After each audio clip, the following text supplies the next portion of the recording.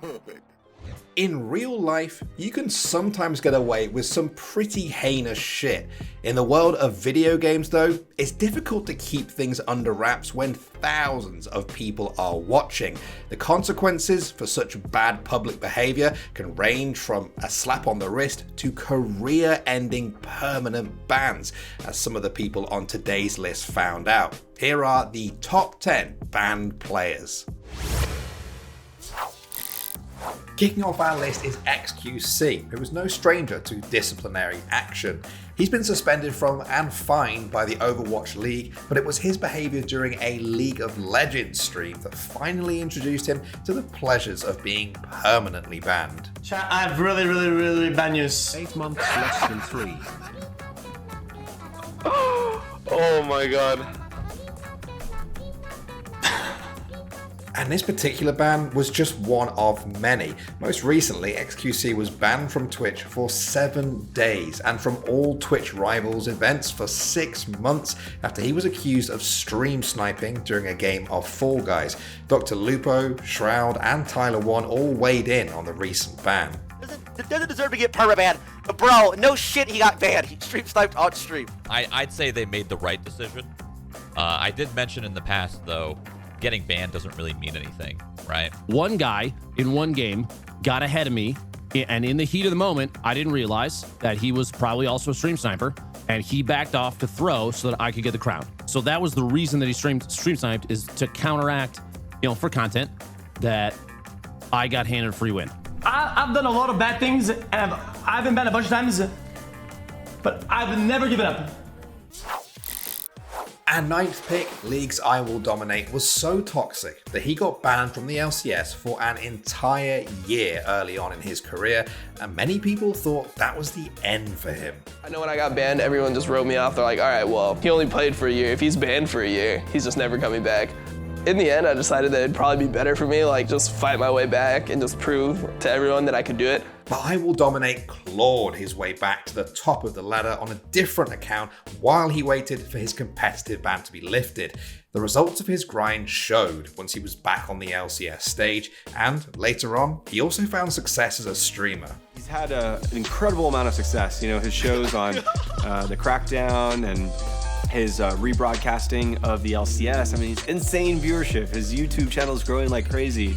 More recently, I Will Dominate was suspended from the LoL partner program for 12 months after Riot Games decided a few of his comments on stream violated their policies, a move condemned by the community, including Locodoco. It has his entire livelihood running on it, and yeah, it's really shitty that Riot did ban him, and they're not willing to have an open dialogue about it. Just let us know why, let Dom know why, so if he needs to change that, he can change. As devastating as the ban is, I Will Dominate has no plans to step away from content creation. I will continue to do LCS and LEC related content because I'm passionate about it.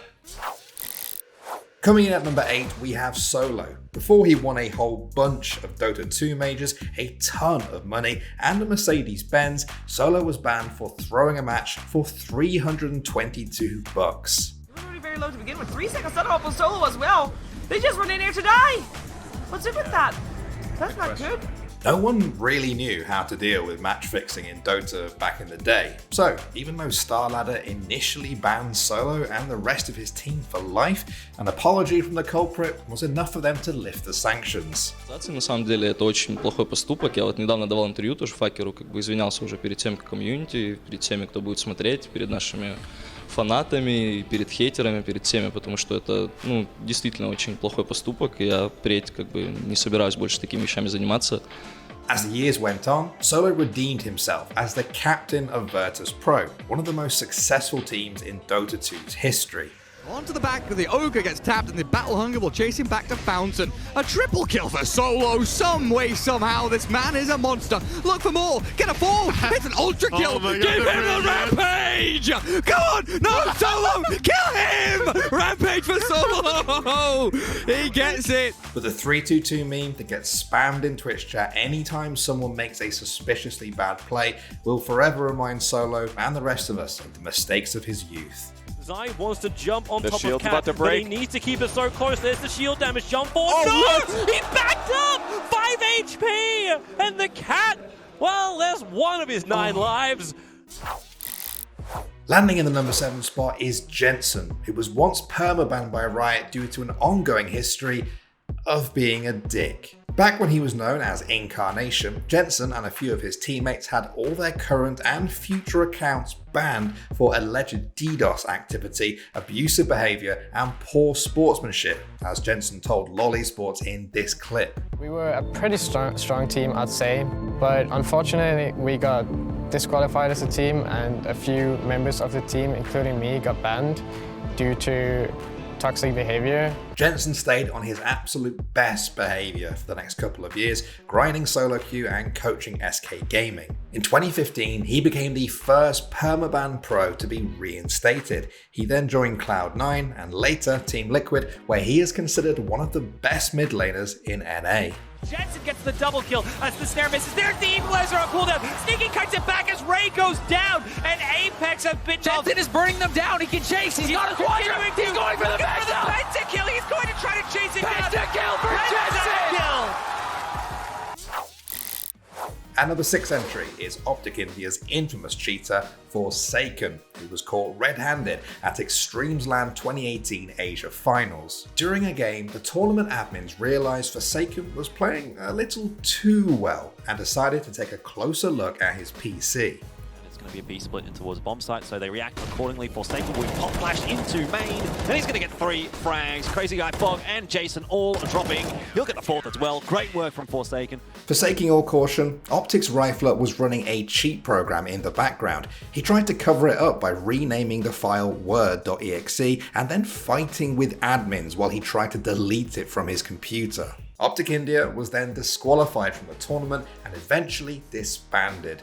As for Forsaken himself, not only was he officially banned from participating in any esports related activities for 5 years, but after receiving numerous threats from disgruntled CSGO fans, had to get off social media completely. Nowadays, all that remains of Forsaken is the meme.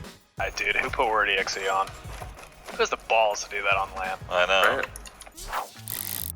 And number 5 pick is a popular Fortnite content creator, FaZe Jarvis. Or rather, that's what he was before he was banned from Fortnite forever after uploading a video of himself using an aimbot in-game.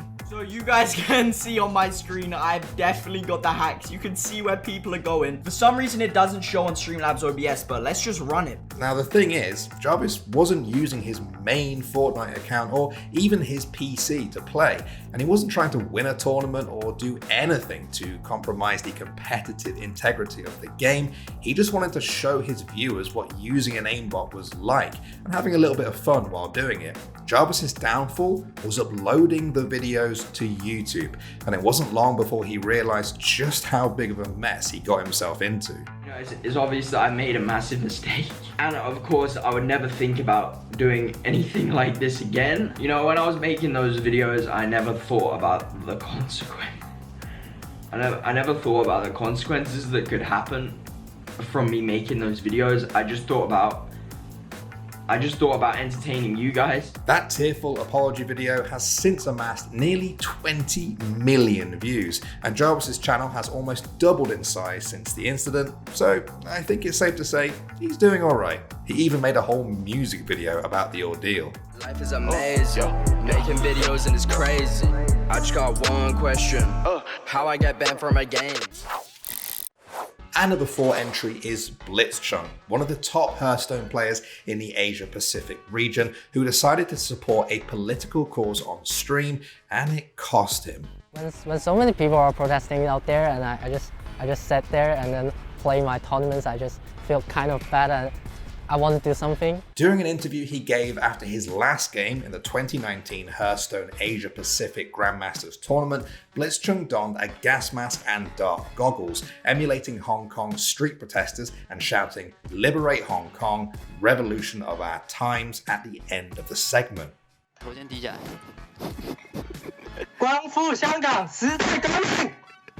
Blizzard ruled the players' conduct violated their rules and banned Blitzchung from participating in Blizzard esports events for a year. Blitzchung also told the media that his tournament winnings of approximately $10,000 were taken away as a result. But what Blizzard didn't anticipate was the public outrage their decision brought down upon them. The message was loud and clear. Blizzard had let down its community. Blizzard reps apologized, gave back the prize money, and reduced Blitzchung's ban to 6 months, but they maintained that political statements have no place on their official broadcasts. We didn't live up to the high standards that we really set for ourselves. And the second is we failed in our purpose. And for that, I am sorry, and I accept accountability. Number 3 is League's original Rage streamer, Tyler1. There's no mana. No mana. No mana. You have no mana, bitch. You have no mana!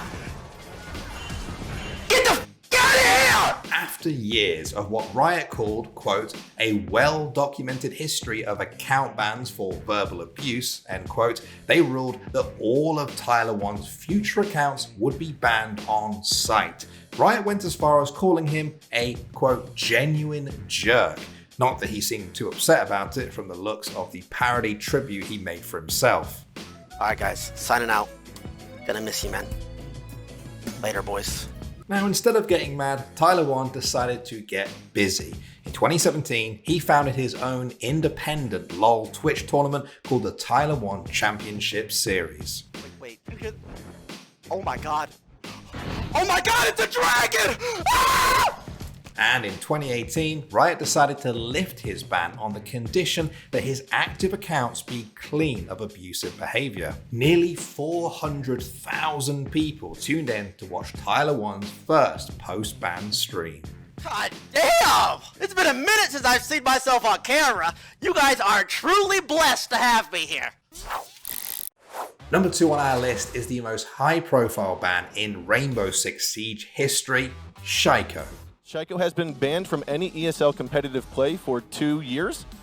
Any money, any winnings that B Genius has accumulated throughout this season has been forfeited, as well as their spot in this season of the Pro League. Shaiko and his godlike skills came under attack after he was accused of cheating in a pro match. I wrecked him, he cried. He cut it and I got it in. The official investigation found nothing amiss, but the anti-cheat software found he was pressing his 4 key at, quote, inhuman speeds. As a result, he was issued a 2-year ban and had to endure an endless stream of ridicule. Yeah, I'm playing Shaiko, my guy. The biggest cheater in the game. While it's still unclear whether Shaiko actually cheated or not, his story has a happy ending. Shaiko's ban was lifted early, and he returned to the competitive scene to dominate the competition. So it's Shaiko in a 1v2. 5 seconds. Has his position been spotted? Yes, it has. He gets Derpe, but it's only 1 second left on the diffuser. And it's the most infamous member of BDS. Our top pick was involved in one of the biggest match-fixing scandals in the history of esports. It's Brax. He, along with the rest of iBuyPower, threw a match at SIBO Season 5. And it's very weird to see Steel opping over Skadoodle. I don't know if Skadoodle's not feeling it right now or what is going on, but iBuyPower is definitely not playing like iBuyPower. When the scandal came to light, Valve dished out indefinite bans to pretty much the entire roster, effectively ending the career of one of NA's most promising prodigies. Many people thought Brax's punishment was way too harsh, and CSGO talents like Semler and Fallen had a lot to say on the subject. I think it's a very sad history that he can't compete anymore. For me, it's a little bit too harsh for what happened, for being the first time it ever happened. And I'm just so sad that you brought swag in this shit with you, that you took advantage of a young star that had everything ahead of him, and that he could have gone on to become one of the best North American players of all time, to dominate worldwide, and you ruined that. Luckily, years later, a new and exciting FPS came along, and Brax became the first former CSGO pro to switch to Valorant.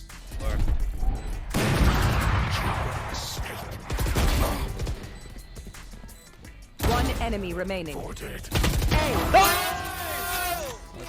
So, Did the punishments fit the crime? Have you ever had an account banned before? Tell us your best ban stories, and don't forget to subscribe to the channel. We are on the road to 2 million subs, and you can help us get there. Thanks for watching, guys, and I'll see you all again soon. I was once barred from going into a club at university because there were too many guys in there. That's what the bouncer said. He didn't use that language specifically. He used something that I probably can't say on camera, but okay. Yeah, that was pretty shocking. Yeah. So what he actually said was, "Sorry, mate, there's too much sausage in there already."